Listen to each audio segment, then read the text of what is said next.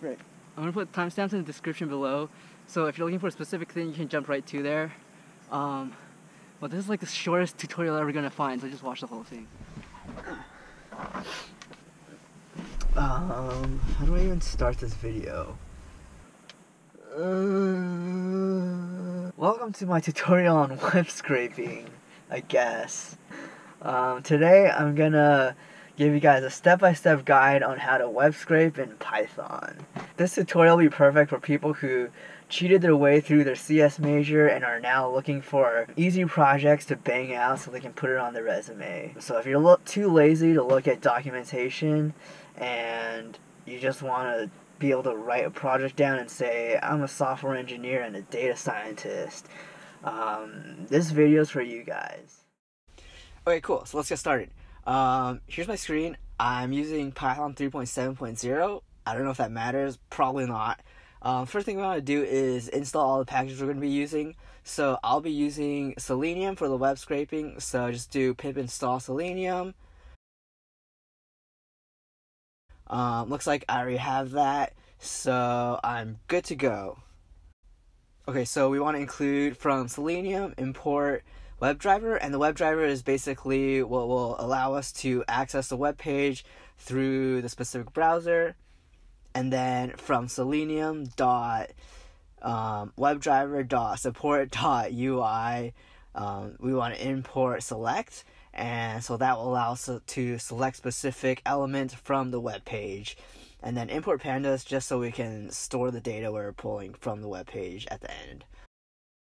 And then let me save that real quick. I'm gonna call it scraping stuff, and then let me store that in my desktop.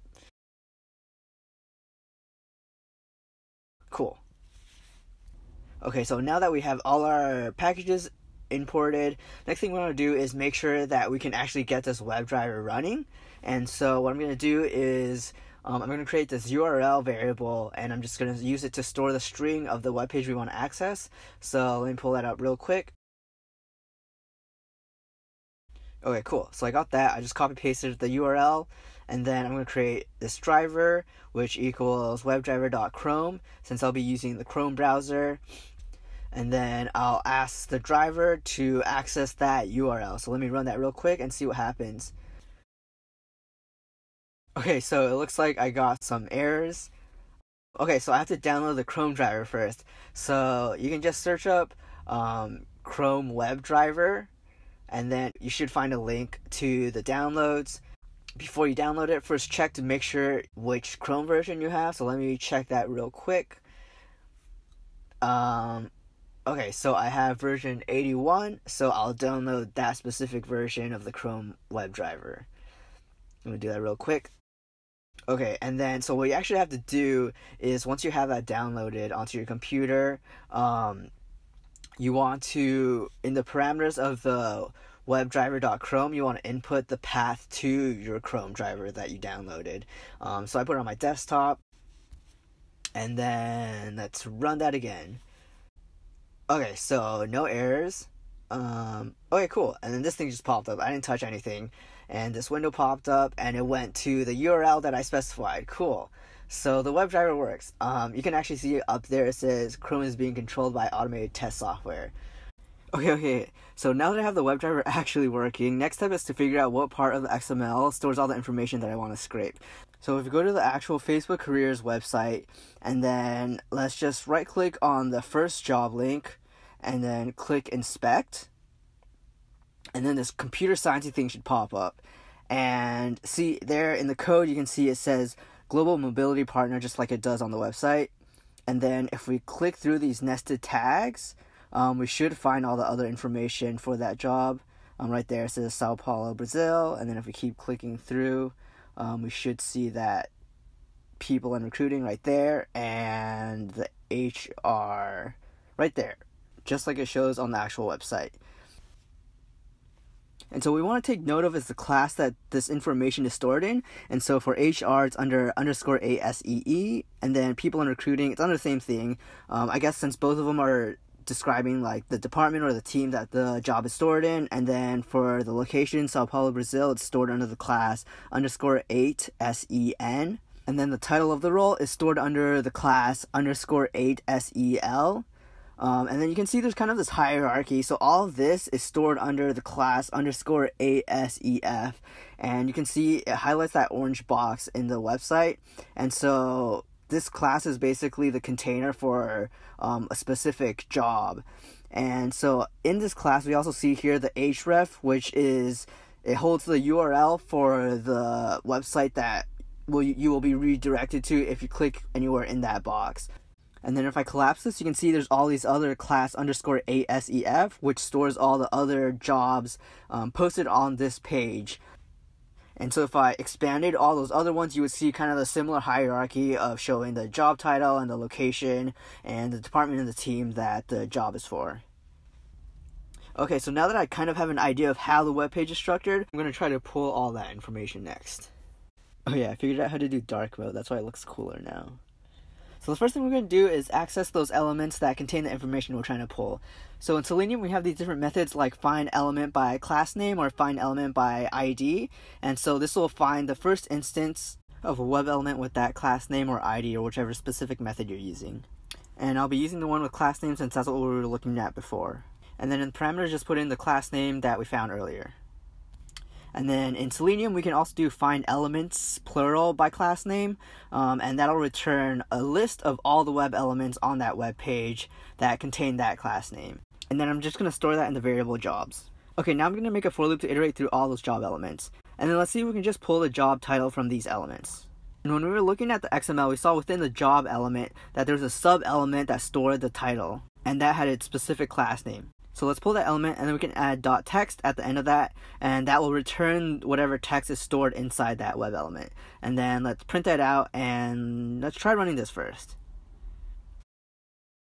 Okay, so the page is loading, and then back in the console, we should see printed out all the job titles from this web page. Yes, it worked! Okay. So next thing we're going to do, let's try to pull the job URL. So if you go back to the XML, you can see how within a web element at the top, you have this tag that stores the class, and then you have these other things like the href and the style. So these are all attributes of the web element. Now, we don't have a method that's like find element by href, but we do have a get attribute. So we can do get attribute, and then in the parameters, enter href, and that'll return whatever is stored in the href attribute. And then we'll go ahead and store that in the variable job URL. Now for location of the job, it is a little trickier because for some jobs, they do have multiple locations, so we'll have to take that into account. So first, let's just pull the element with all those location names. So we have three different scenarios. One is if it just has one location, another is if it has like 2 or 3 locations, and then the last one is if there's like so many locations that it says +1 more or +2 more. I'm going to create this variable location 1, which will store all the locations that we explicitly see on the web page. So we'll get the text from that web element, and then I'm going to split the string by the plus character, and what this will do is for the third scenario, it will drop off the +1 more or +2 more, because I don't want that. Okay, so I'm going to create this location list, which will be a list of all the locations. And so I'm going to do location 1.split lines, because I noticed in some cases the list of location was so long that the +1 more or +2 more would be on a new line. And then I'm going to split that string by that line, whatever you call it. So in the second and third scenarios where we have multiple locations, it'll get rid of that line, and then it'll return a list of all those different locations. In the case of the first scenario, nothing happens. Now for the third scenario, I do want to include those locations in the +1 or +2 more. So I'm going to do a conditional if the original location text has a +1 more or +2 more. Okay, let's actually go back to the XML and see how exactly it's stored for the +1 more or +2 more. Okay, so under the Six Sigma engineer, we see under the +1 more, it says New Albany, Ohio. Now, if we look at the XML, we see under the class that stores all the location names, we have the locations that are explicitly shown on the website. And then down here, we see the +1 more, just like it says on the web page. And we see that this is stored within the class _ASEE. And then right there in the XML, we see it says New Albany, Ohio. It looks like it's stored under the attribute data tooltip content. So within the location element, we want to pull that sub element that stores the +1 more. And so we can do that by using the find element by class name for _ASEE. Then we can get the attribute data tooltip content. And so that should get us the New Albany, Ohio. And then I'm going to add a .split lines because in the cases where it's +2 more, the data tooltip content splits those locations by a new line. And then we can append that to our location list.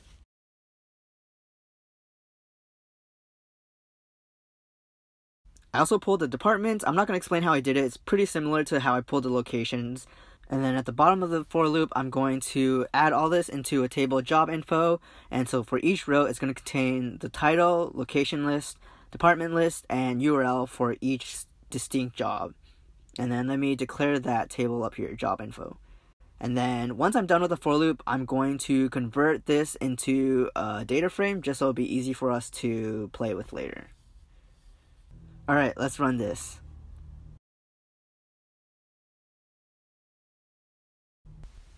Okay, the page is loading. And then it's going to go through the for loops and collect all that information. And then let's go back to the console. And then we should have the jobs_df pop up in our variables. Okay, let's check. Jobs df. Okay, we have the URL. We have the teams. We have the location. And we have the title. Armageddon, it works. So now we can pull all the job info from that first web page, but we have thousands of other jobs that we haven't gotten to. So I want to get my program to click the next button so I can get all the information from a fresh list of jobs. So let's go ahead and inspect the next button. So we see here in the XML we have the previous button and we have the next button. And in the next button we have this class here, and then we also have the href, which stores the URL for the next web page. So we want to go ahead and grab that web element for the next button. For some reason, I'm not able to find that element by class name, and I hella Stack Overflowed it and couldn't figure out why. So I'm going to use find element by XPath, which is generally more stable and reliable. And so that basically is looking for an element based on the XML path. So the syntax works is first you can put in 2 forward slashes followed by the tag name. So that's like a or div. And then followed by square brackets and then at, and then insert whatever attribute you're looking for in that web element. So we're going to use the class because that's technically an attribute. So at class equals whatever that class was. And now that I have that next button element, I want to click it so I can go to the next web page. So I can do .click. Now before I try running this, there's another thing that I need to take into account. When I first load the web page, I'm here at the top and the next button is not in view. So the WebDriver technically can't click on it. So what I need to do is tell the WebDriver to scroll to the bottom until we see the next button so that it can actually click it. So what we're going to do is driver.execute script, and then this is like some JavaScript thing. Just follow the syntax. Put in the quotes, arguments 0 dot scroll into view, and then for the second parameter, put in whatever web element you want to scroll into view. So if I put my next button, it's going to scroll that next button all the way to the top of the page. Now the problem with this is we have this banner here with some buttons on it, so I still can't press the next button. So my workaround is I'm going to tell it to scroll into view the last job element, and so when that scrolls to the top of the page, we'll be able to see the next button. So I'll change that to scroll into view the last job element instead of the next button. And let's run that. Okay, the web page is loading. Fingers crossed. It's going to scroll to the bottom. And then hopefully click that next button. And then bam! Is this the second page? Let's check. Yes! Thank you! Next button! Thank you. Next. Sorry. So here's my code combining all of that together. Some things to note that I kind of tweaked. I changed the filter from 25 jobs per page to 100 jobs per page and use that as my starting URL, and that way I don't have to click next as many times. And then I'm basically running a while loop that'll keep going until I can't find a next button. I also noticed that some locations they had like a random extra space right before or right after it, and so I just added these 2 lines just to get rid of those. And then I added this time.sleep3, which basically tells the driver to wait for 3 seconds, and that gives it some time to load the new web page. Otherwise, if it hasn't loaded yet, it'll rescrape the page it's currently on when it goes into the loop again. Now this is not foolproof because sometimes it is just really slow and takes longer than 3 seconds to load a page, so at the very end in my data frame where I store everything, I do drop all the duplicate entries. And then after that, I export it into a CSV file. And at the end, I clean up the variables and I do driver.quit, and that ends the session of the browser. Another thing I wanted to scrape was the years of experience, which is on the individual job pages under the minimum qualifications. And for this, I used regular expressions, which is a really useful tool when it comes to web scraping. And so remember I imported that CSV file before, which had all that information, including the job URL for each job. So I created this function and applied it to every job URL that I stored. And in this function, I first pull the web element that has the minimum qualifications. And then once I have that text, I want to look for where it says X plus years of experience. So this is where regular expressions comes into play. First, you want to import re, and then we have this re.search function. And what this does is it'll look for a specific pattern of characters within a string. And we can describe that pattern of characters using regular expressions. So here's kind of how it works. Here in brackets, I have 0 through 9, which basically means I'm looking for a single digit. But the years of experience is sometimes a 2-digit number, so I have the second set of brackets 0 through 9, but the second one is followed by an asterisk, and the asterisk means it's looking for 0 or more instances of that. So altogether that means we're looking for 1 digit and then 0 or more digits following that first digit. And then it's always something plus years of experience. So we have a plus, and I put that in brackets, which means we're looking for the actual character because the plus itself also has some sort of function like the asterisk. I don't know off the top of my head, you can search it up. And then I have that followed by the word years. You can also do like in brackets A through Z, and that'll be looking for any character that's like any letter from A through Z. But since I'm looking for the specific word years, I'm just putting that there. And then I'm looking for this pattern in my text string qualifications. So this re.search doesn't actually return the string it looks for. What it returns is a match object, and so if it doesn't find a match, it'll return none. But if it does find a match, it'll return this match object, and you can do .group0, and that'll return the actual string itself. And what I did here was, if it did find a match for X plus years, then I did re.search again just to get the X from the X plus years. And if it didn't find an X plus years in the qualifications, then I just returned a 0. And I used apply to apply this function to the column URL. It took like an hour to run through all the job URLs to pull the years of experience. Here's a quick look of what my driver looked like while I was running it.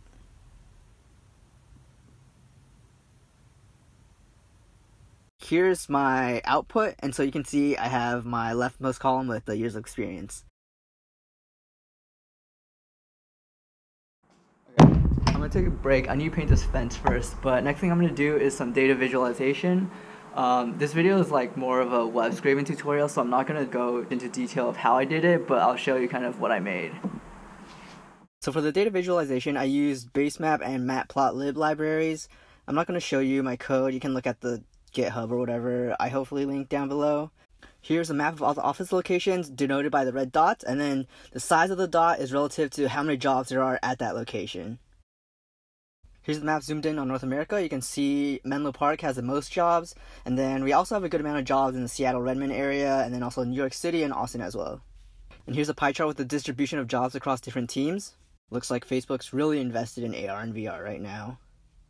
And then I made this nested pie chart, which is basically the first one, and then for each team, I broke it down into entry-level, mid-level, and senior-level jobs. Entry being 1 to 3 years of experience, mid-level being 4 to 7, and senior being 8+. And lastly, I made this histogram showing all the jobs in terms of how many years of experience are expected. There's this one job that was 18+ years of experience, and so I looked at my data frame to see what it was. It was for like some legal director in India.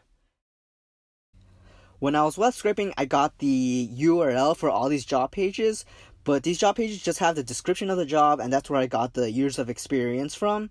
But to actually apply to the job, you have to click the Apply to Job button, and that'll take you to a new page with a different URL, and that'll be something that I'll have to pull. And basically on this page, I want my program to upload my resume and fill out this form, and at the very bottom, click that Submit Application button. And then I want to try to get my program to do this for all the jobs posted on Facebook. The tricky thing is you can only apply to 3 jobs total, so I'm going to show you how I'm going to try to get around that.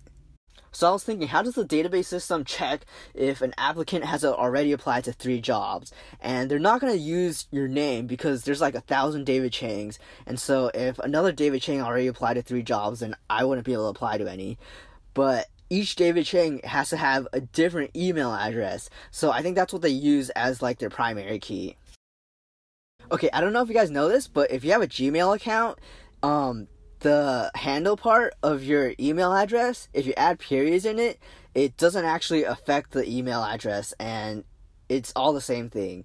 So let me give an example. Let's say my email is davidchan94@gmail.com. If I do if I send an email to d.avidchan94@gmail.com or something like this, if I send an email to either of these two, the email will get redirected to davidchan94@gmail.com. And since the job application database probably stores all these emails as a string, since these strings would all be different, then they would all be considered a different applicant. So I created this quick script, which was basically like an ECS10 project with string manipulation, where I generated every single combination of periods with my email address. And so now I can apply to as many jobs as I want. Okay, so back here on this application page, basically you have different web elements that require input, like upload resume or your name, or your past work experience. So I've already created this file, auto apply, which basically has my script. It's 300 lines, which is a little bit long. But the first part here is just getting the actual URL for the job application page. And then here, the second part is just getting all the different variations of my email address. And then here in line 90-ish is where I actually start the script for going through filling out the job application page. I'm not going to go into too much detail of my script. I'm just going to show you some key things. So basically what I'm doing here is I want to select a web element for whatever thing I'm trying to fill out, and then input whatever information it's asking. So let's take a look at the first step. Here we have the resume, and so we have this button, upload resume, and when you click it, it has this computer button, and basically it'll prompt you to select whatever file your resume is. So let's go back to my script and I'll show you how I do that. So here in this line, you can see I've found the web element for that button. And then to input any information or data to that web element, we can use the function send_keys. And so for my program to access my resume file, I first import this OS library, and then what I can do in the parameters is do os.getCurrentWorkingDirectory and then name of my resume file. And so I just need to make sure that my resume is in the current working directory of my Python script. And then my send_keys function will grab that and input it into this web element. And then another type of input we have here are blanks, like this one where you just type in your name. So you can see here I've gotten that web element for that name input, and then what I do is I use the send_keys function again, and then this time I just put in the string of keys that I want to input. So that's a lot more straightforward. And another type of input we have are these drop-down menus, and we have these for these dates, like the month and the year. And usually what you can do is there's like this select library within Selenium that you can use to select within a drop-down menu. But for some reason for this web page, it's hidden. So I'll show you kind of how I worked around that. If you look into the XML of this web page, you can find within the web element for this month's, we have this value attribute. And so basically when you select a specific month, this value gets updated, and then that's what gets sent to their database when you submit the application. And so basically what I want to do is update this value. So if you see, if I click 6 on the actual web page, you see that the value gets updated. So you can see here's where I found the web element for that drop down menu for the months. And then in the next line, I do driver.execute script. In the first parameter, which is the actual script, you can put in argument 0 dot, and then you can put in whatever attribute you want to update the value of. And so for me, I want to update the value attribute, and so I do dot value equals 4 for April. And then the second parameter is just whichever web element you're trying to update. So that's the drop downs. And the last type of input we have here are these bubbles, and so basically you just click them like buttons. You already know how to do that. You just select the web element and then do dot click. And then once you're done with all that, you just find the web element for the submit application button and then click that. And then basically I just have to do a for loop iterating through all my job URLs and then going through that whole process. Okay, I'm going to show you guys a test run of this. So I'm just running this for one job application page. And so you can see how it fills in the information. Oh yeah, and for some reason, for the location for your contact information, it'll give you an error if you only type it in. So what you have to do is select from their drop down. And so I just click whatever shows up in their drop down menu. And here we go, filling out the form. It's typing way faster than how I would actually type it. And then Boom, yeah, that was really fast. And then submit application. Submit application. How come it looks like the button got pressed?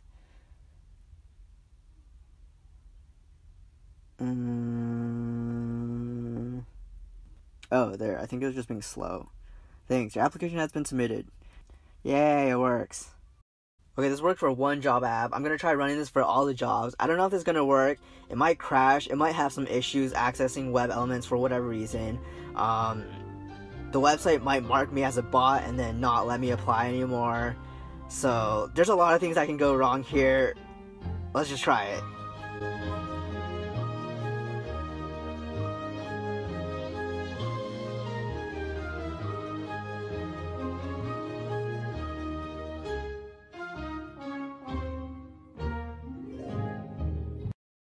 No! Guess what happened? I got marked as a bot. So yeah, it ran for a bit and then I got the CAPTCHA. As far as I know, there's like maybe 2 ways to get around this. One would be to make my program wait in between submitting apps, because it might see that like I'm submitting a bunch of apps in a short amount of time, so it'll kind of look like a bot. The other thing would be to keep switching between different IP addresses, which would be like if there's like 1,000 jobs and like each IP address I can apply to maybe 10 jobs before getting blocked, then 1,000 divided by 10 would be, I would need 100 different IP addresses. So if a YouTuber still has a referral code for NordVPN, hit me up. But yeah, I guess I'm donezo's. I checked my email inbox and I have this Facebook recruiting email thread. It looks like I successfully applied to 9 jobs before my script ended. You can see all the different email address variations all redirected to this inbox. Well, I guess that's that. I gave it the old college try and it didn't work out. Story of my life. Yeah, so I guess that's that. Comment down below if there's any specific project thing that you think I should do next. I'm thinking of maybe doing some sort of like machine learning model, trying to predict stock prices or something. It'll be like a really shitty model, but like it'll be something I can write on my resume. But if you guys have any other ideas, comment down below. Thanks for watching.